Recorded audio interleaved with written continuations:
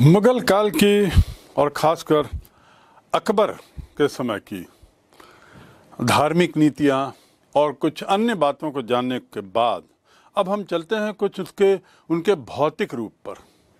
अब भौतिक रूप से मेरा अर्थ है जैसे उनकी राजधानियाँ, तो उनकी राजधानियाँ और दरबार कैसा हुआ करता था, क्या क्या मायने थे उनके लिए राजधानी के, दरबार उनके लिए क्या था, कितनी अहमियत रखता था। राजधानियाँ और दरबार के बारे में बातें करें तो ये बात स्पष्ट है कि जो राजधानी हुआ करती थी वह साम्राज्य का हृदय स्थल माना जाता था, एक तरीके से उसका वो केंद्र माना जाता था।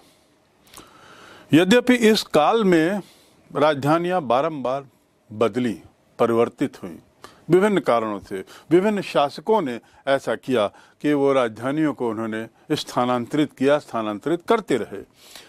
लेकिन ये तय है कि राजधानियाँ उनके लिए अत्यधिक महत्वपूर्ण थी और शायद इनके महत्वपूर्ण होने के कारण ही हर शासक ने इस पर विशेष ध्यान देते हुए नई राजधानी के निर्माण की ओर ध्यान दिया। बाबर, जिसने लोधी को हराने के बाद लोधी राजधानी आगरा पर अधिकार किया और उसके बाद राजसी दरबार जो उसने लगाया अपने 4 वर्ष के संक्षिप्त काल में, वह हमेशा बदलते रहा। राजसी दरबार लगाने की जगह उसकी बदलती रही, आगरा में वह स्थायी नहीं रहा। भिन्न भिन्न जगहों पर राजसी दरबार लगाने के कारण उसने दरबार को वो भव्यता नहीं दी या नहीं दे पाई, क्योंकि स्थायित्व नहीं था। लेकिन उसके बाद 1560 के दशक में आगरा किले का निर्माण अकबर ने किया।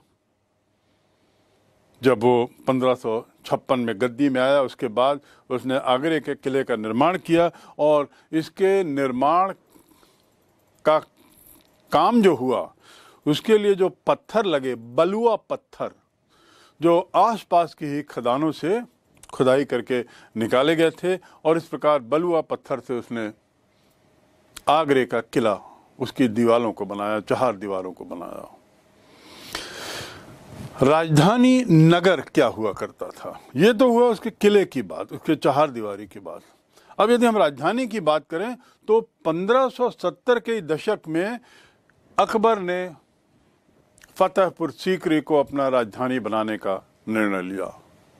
फतेहपुर सीकरी वही जगह है जहां पर उसके बेटे सलीम का जन्म हुआ था, और वह भी चिश्ती सूफी संत सलीमुद्दीन चिश्ती के आशीर्वाद से जोराबाई ने जो जन्म दिया था, तो उसके याद में उसने, या उस स्थान पर उसने अपनी राजधानी बनाने का निर्णय लिया।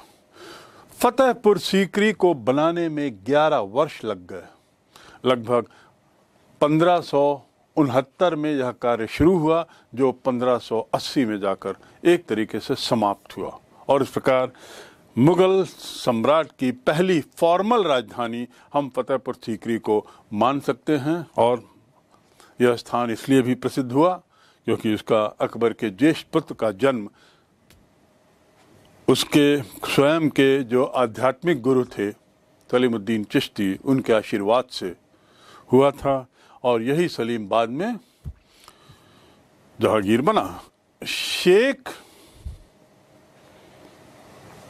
का खनका भी यही था। खनका ये क्या है? खनका सूफी संतों का एक तरीके का आश्रम, जहां पर सूफी संत रहते थे और सूफी विचारों के अनुयायी भी वहां रहते थे, एक तरीके से उनका आश्रम था। चिश्ती का खनका वहां था, यह फतेहपुर सीकरी की विशेषता थी, और शायद इसी के मद्देनजर अकबर, जो अपने आध्यात्मिक गुरु के प्रति पूर्ण रूप से समर्पित था, उसने इस जगह का चयन किया अपनी राजधानी के लिए, और खनका के पास ही उसने शाही महल बनाया, और उसके साथ ही उसने यहाँ पर शहर बनाने का निर्णय लिया।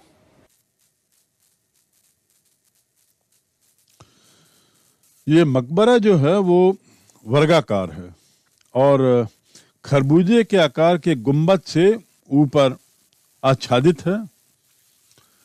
इसके बरामदे की जालियां बड़ी सुंदर, बड़ी आकर्षक हैं, बहुत बारीक काम है और जालियां नक्काशीदार दीवार गिरों को खास तरीके से गुजरात के जो प्रशिक्षित कारीगर होते थे उनको बुलवाकर उनसे बनवाया गया। ऐसे ही फतेहपुर सीकरी का बुलंद दरवाजा मुगल कालीन स्थापत्य कला का एक शानदार उदाहरण है। मुगल कालीन भवन निर्माण कला का एक भव्य उदाहरण है फतेहपुर सीकरी बुलंद दरवाजा। इस बुलंद दरवाजे का निर्माण गुजरात विजय की स्मृति में हुआ था। 1573 में गुजरात पर विजय पाई गई और उसकी खुशी में उसके प्रतीक चिन्ह के रूप में इसे बनवाया गया बुलंद दरवाजा। पहले यहाँ पर जामी परिसर हुआ करता था तो उस पर यह बनाया गया। इसका जो बाहरी रूप है, आउटर वॉल, वो फारसी कला से प्रभावित है, लेकिन आप थोड़ा अंदर जाएं, थोड़ा गहराई से देखें तो आत्मा मानो हिंदू है।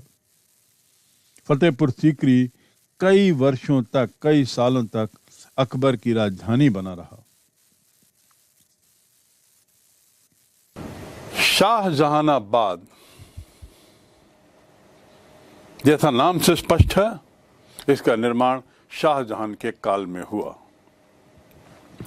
अपनी राजधानी उसने आगरा से दिल्ली स्थानांतरित करने का निर्णय लिया और इसका उद्देश्य जो था,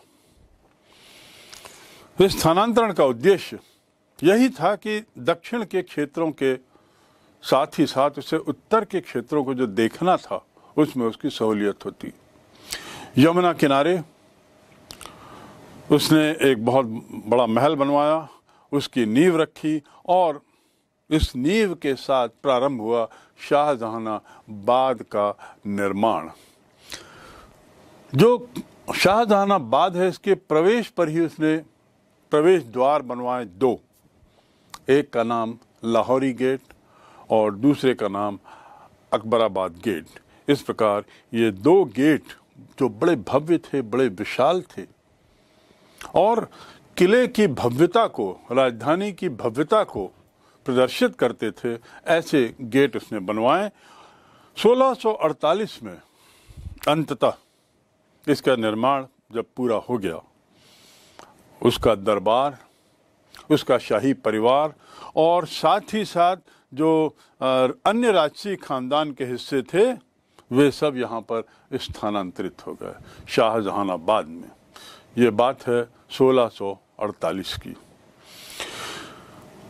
दिल्ली का जो शाहजहानाबाद में नई बसाहट का परिणाम क्या हुआ कि जो पुरानी दिल्ली थी, जो ट्रेडिशनल दिल्ली थी, जो प्राचीन रहायशी इलाका था, वहाँ पर एक नई दिल्ली बसी, नया शहर बसा, नई आबादी बसी और उसके साथ ही साथ शासन वहाँ आया।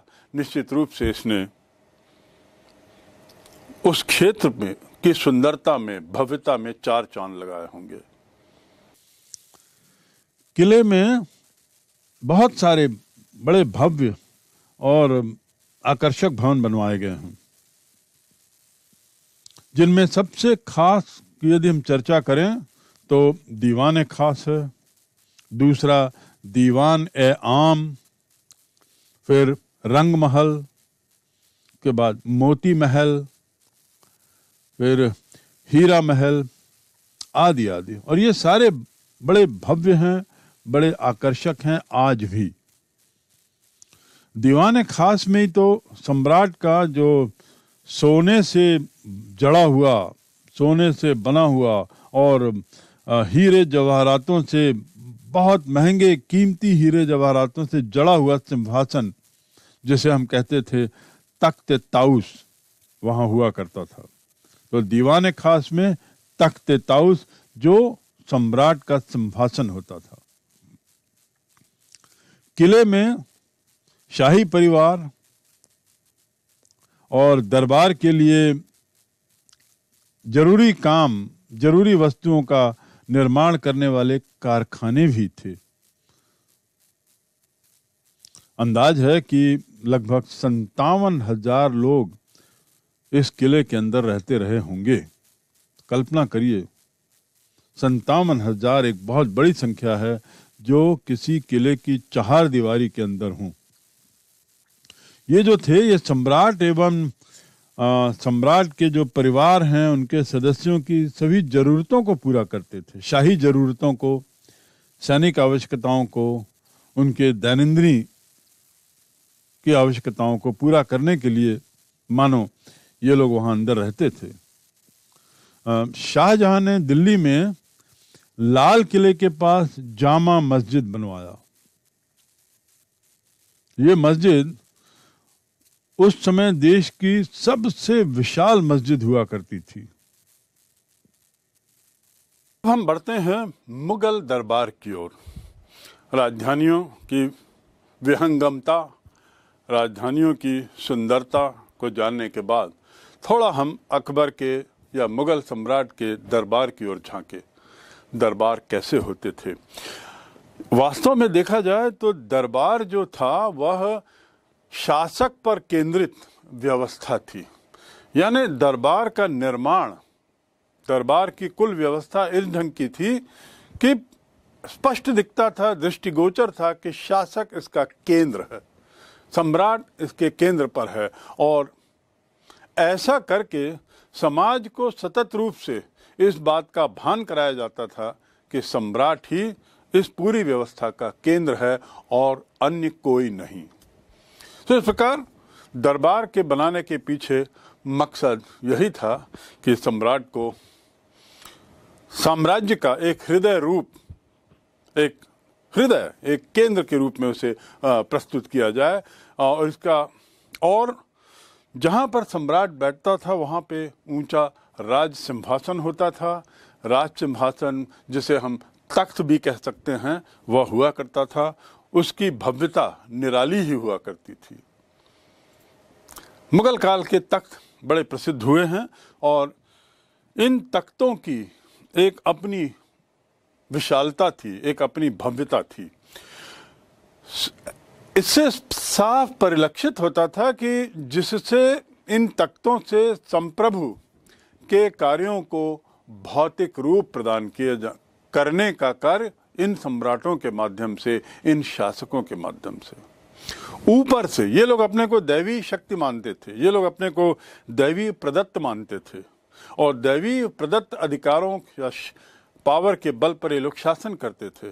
तो जब तख्त पर बैठते थे तो उनका ऐसा विचार था कि ऊपर से संप्रभु से जो आई है बात, ईश्वर से, उसको पूरी संप्रभुता के साथ, यानी स्वयं सर्वोच्च होते हुए समाज में उसका पालन परिपालन कराना और शासन करना।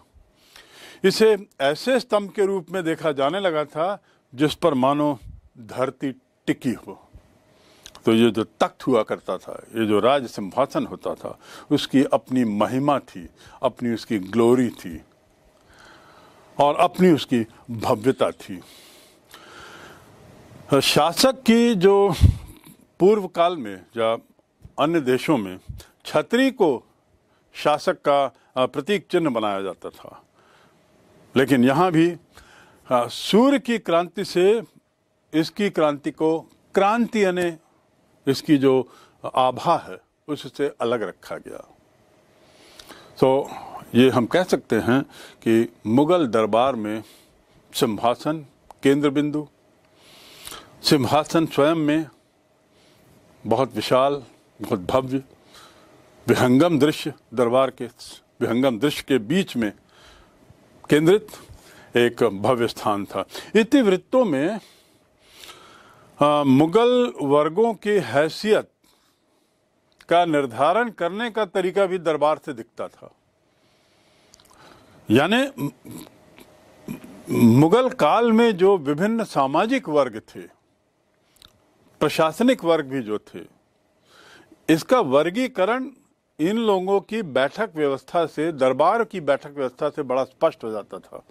जैसे कि और ये नियम भी इनकी व्यवस्था के बड़े स्पष्ट थे, जिनका बड़ा साफ उल्लेख था।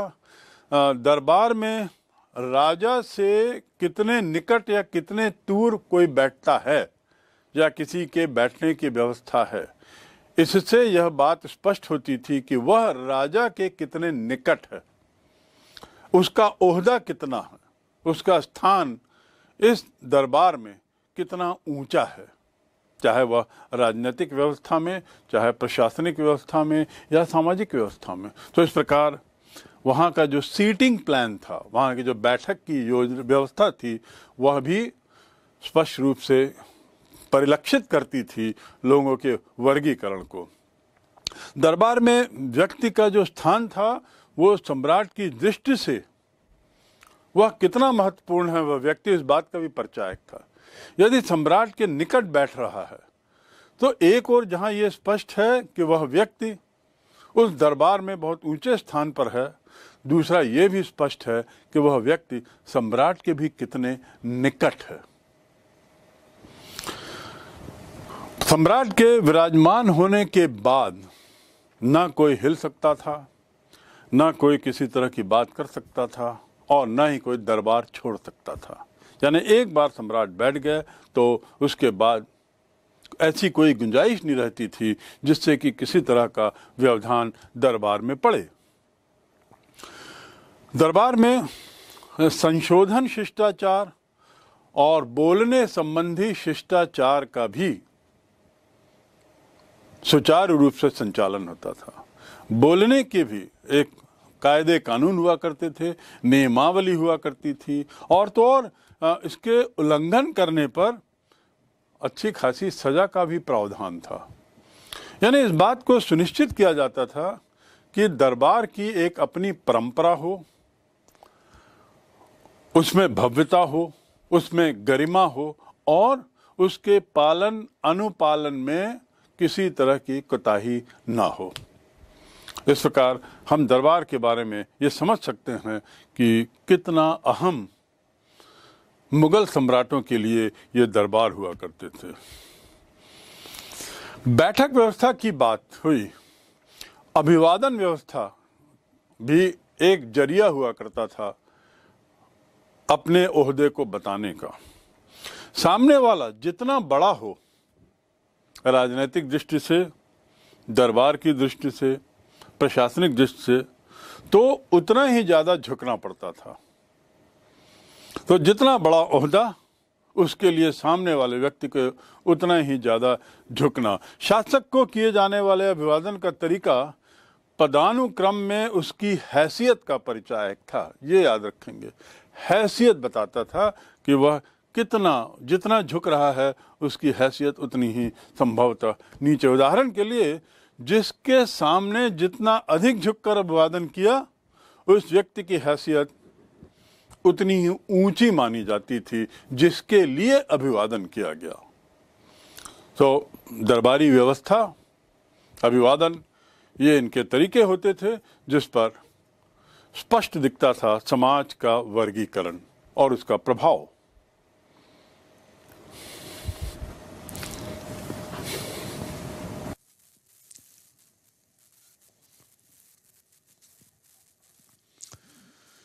सिजदा अथवा दंडवत लेटना एक तरीके से आत्मनिवेदन का उच्चतम तरीका था। अपने द्वारा अनुरोध किए जाने का, किसी चीज के लिए अनुरोध करने का, किसी अभिवादन करने का, ये सबसे उच्चतम तरीका माना जाता था सिजदा। शाहजहां के काल में अभिवादन के ये तरीकों के स्थान पर थोड़ा सा बदलाव आया और उसने तस्लीम और जमी बोसी यानी जमीन को चूमना, ये तरीकों को शाहजहां के काल में अपनाया गया था और एक नई प्रथा शुरू की गई थी।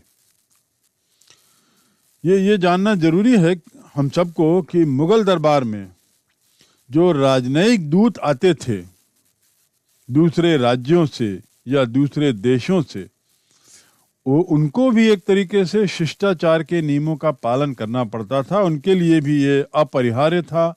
वे भी बाध्य थे कि एक तरीके की जो प्रथा है, शिष्टाचार की प्रथा दरबार के अंदर, उसका पालन करें। मुगल सम्राट के सामने जो राजदूत आता था, इसके मान्य रूपों में से एक है कि किसी के अनुसार अभिवादन करने की आशा की जाती थी। सबसे पहली बात कि आप अभिवादन करेंगे, यह अपेक्षित था। और कौन से तरीके थे? बहुत झुककर, या जमीन को चूमकर, या फारसी रिवाज के अनुसार छाती के सामने हाथ बांधकर।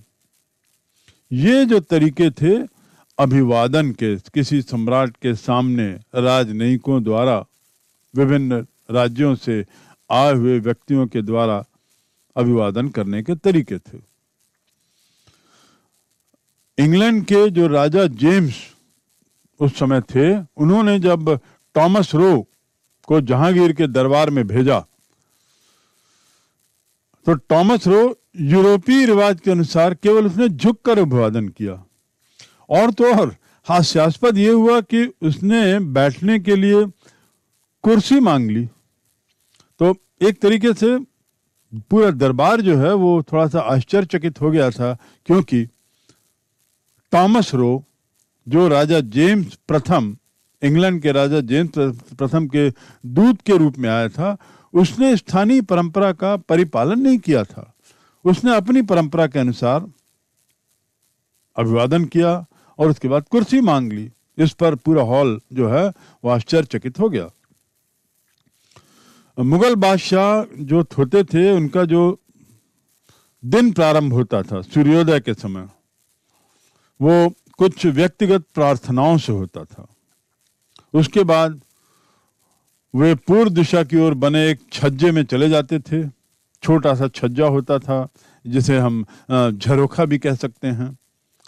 और इसके नीचे मैदान में जो भीड़ रहती थी, उसमें सैनिक हों, व्यापारी रहते थे, शिल्पकार थे, किसान, महिलाएं, बच्चे और अन्य सभी तबके और वर्ग के लोग।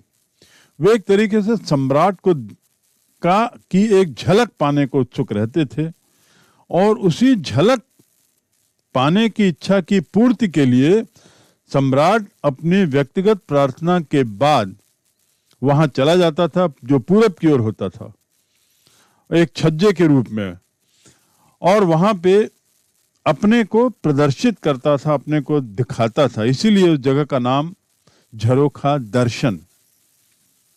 तो जो नीचे की जो भीड़ होती थी, जिसमें सभी लोग होते थे, वे लोग राजा की एक झलक पा लें, राजा को देख सकें, ये संभव हो पाता। और ये जो प्रथा थी, ये जो प्रैक्टिस थी, इसे झरोखा दर्शन की प्रैक्टिस को अकबर ने आरंभ किया। और इसके पीछे मकसद क्या था? आखिर ऐसा अकबर ने क्या सोच के झरोखा दर्शन की प्रथा की? ऐसा माना जाता है कि शायद जन विश्वास के रूप में अपनी जनता के प्रति अपने स्वास्थ्य, अपनी स्वयं मजबूती के बारे में एक तरीके से दिखाना और जन विश्वास को प्राप्त करना, और साथ ही शाही सत्ता की स्वीकृति की ओर भी इशारा हो जाता था। यानी जितनी भीड़ आएगी, वह भीड़ सम्राट के समर्थन में, सम्राट को अपना समर्थन देने के लिए ही तो आ रही है। तो इस प्रकार ये शाही सत्ता की स्वीकृति का भी इशारा करता था।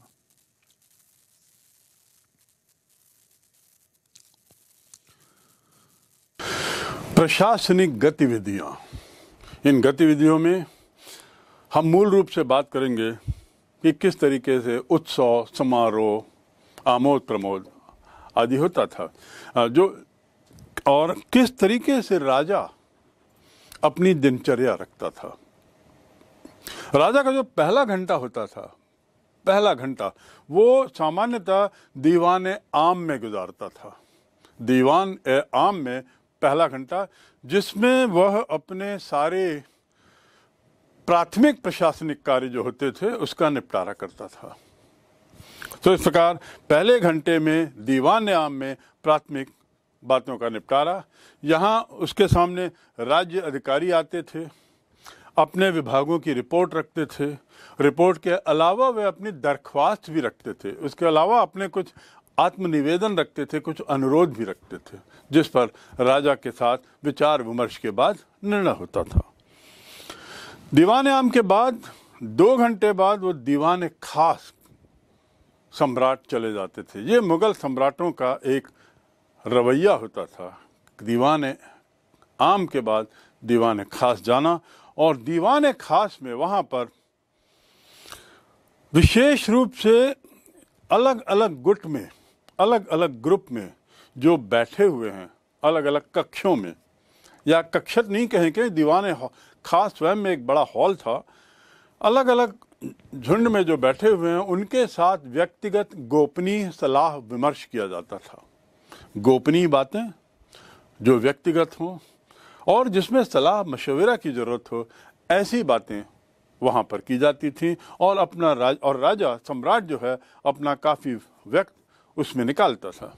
इसके बाद इसके साथ ही वहाँ पे वरिष्ठ मंत्रियों का भी आना होता था, जो अपनी अपनी प्रतिवेदन या अपनी याचिकाएं वहाँ प्रस्तुत करते थे।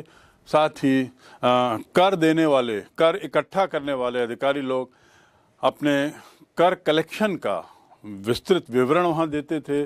और ये हिसाब देने के बाद यदि समय बचता था तो मुगल सम्राट लोग अपना कुछ समय निश्चित रूप से वास्तुकारों के साथ और कलाकारों के साथ गुजारते थे। जैसा कि पहले बताया है कि मुगल सम्राटों को बहुत शौक था संगीत कला का, चित्रकला का, साहित्य कला का, पांडुलिपियों का। तो इससे संबंधित जो लोग थे, जिनका प्रशासन से वैसे कुछ लेना देना नहीं, लेकिन कला में पारंगत थे। और अकबर के काल में तो मैंने बताया ही है कि लगभग 100 चित्रकार उसके दरबार में थे। तो इन लोगों के साथ वो विचार विमर्श करता था। खासकर जो शिल्पकार, जो भवन निर्माण में लगे हुए जो कलाकार होते थे, जिन्हें हम वास्तुकार कह सकते हैं, वे विभिन्न भवनों में बनी हुई मीनारों के नक्शे, भवन के साथ जुड़े हुए नक्शे लेके आते थे और सम्राट को दिखाते थे। एक तरीके से उसकी सहमति लेते थे, या उसमें कुछ सुधार होना हो तो सुधार करते थे। सो जो अंतिम समय जो होता था दीवान-ए-खास का, वह इन कलाकारों को समर्पित होता था, जो इस बात को स्पष्ट इशारा करता है, स्पष्ट बताता है कि कलाकारों का सम्मान, कलाकारों के पेशे से जुड़ना इन सम्राटों के लिए कितना महत्वपूर्ण था। दरबार